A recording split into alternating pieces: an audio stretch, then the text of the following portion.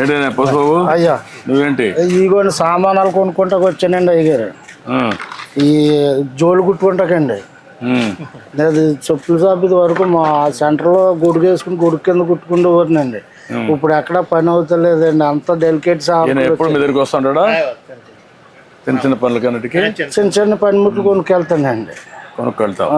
అన్ని ఇక్కడ కొంటావు, బయట కొంటున్నా? ఇంకా రాజమండ్రిలో కూడా కొంటానండి. రాజమండ్రి నుంచి చర్మాలు గట్ట అవి తెచ్చుకుంటాను. కొన్ని ఏమో నేనే నానబెట్టుకుని తయారు చేసుకుంటానండి. అవి ముందు సున్నంలో పెట్టండి, తర్వాత చెక్కలో నానబెట్టండి.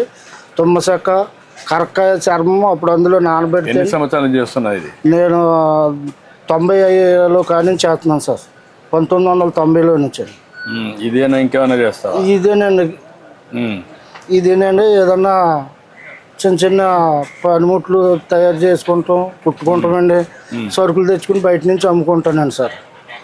ఇప్పుడు ఇదంతా డెలికేట్ ఇవి వచ్చేసినాయి కదండి, ప్లాస్టిక్ నిషేధించారు కదండి. ఇప్పుడు ఎక్కువగా జనం దేని మీద పడుతున్నారంటే తడికిలు బుట్టల మీద పడుతున్నారండి. ఆ బుట్టలు తెచ్చుకుని రాజమండ్రిలో ఒకళ్ళు తయారు చేసి ఇస్తారండి మేదర్లో. అవి కూడా అమ్ముతావా? అవి కూడా అమ్ముతానండి సార్. బుట్టలు, ఫ్లవర్స్లో పెట్టుకునే ఇవన్నీ కూడా అమ్ముతాను సార్. అక్కడ నుంచి తెచ్చుకుని ఒక 20 30 లాభం చూసుకుని అమ్మేసుకుంటాను. మీ ఊళ్ళో అమ్ముతావా? మా ఊళ్ళోనండి. నా దగ్గరకు వస్తారండి, ఇంటికి వస్తారండి. ఇంటికి వచ్చి పట్టుకెళ్తారండి.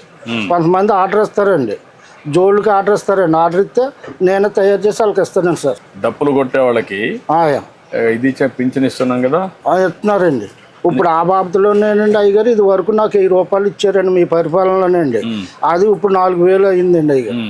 చెప్పులు కుట్టిన కులముట్టి కింద నాకు ఇచ్చారండి మా అయ్యగారు. మీరే ఇచ్చారండి. అది డప్పులు కొట్టే వాళ్ళకి డప్పులు అండి. డప్పులు కొడతానండి. ఇదినండి ఇది వరకు అంటే చేసుకుంటేవాడిని అనిపోయినండి. ఇప్పుడు నేను అనారోగ్యం అయిపోయానండి. ఎంత వయసు నీకు? నాకు 55 సంవత్సరాలండి అయ్యగారు. నాకంటే చిన్నోడే కదా, 20 ఏళ్ళు. మరి తెగుళ్ళు వచ్చాయి కదండి అయ్యారు, తెగుళ్ళు వచ్చాయి కదండి. ఇప్పుడు కాళ్ళు నొప్పులు అండి. కాళ్ళు నొప్పులు కొని తెచ్చుకున్నావు? కాళ్ళు నొప్పులు అండి. మళ్ళీ అక్కడేమో కిడ్నీలో కొంచెం ఏదో ఫాల్ట్ ఉంది అన్నారండి. మొన్న వెళ్ళి వచ్చాను రాజమండ్రి అండి హాస్పిటల్కి. ఏదో అలాగా జీవనోపాధి అలా కడుక్కుంటున్నాను. ఏం చదువుకున్నావు నువ్వు? నేను 3వ తరగతి చదువుకున్నానండి. రా మీ షాప్ చూద్దాం రా, కొత్త మాట్లాడుకో. డబ్బులు ఎంత అయ్యారు? డబ్బులు అండి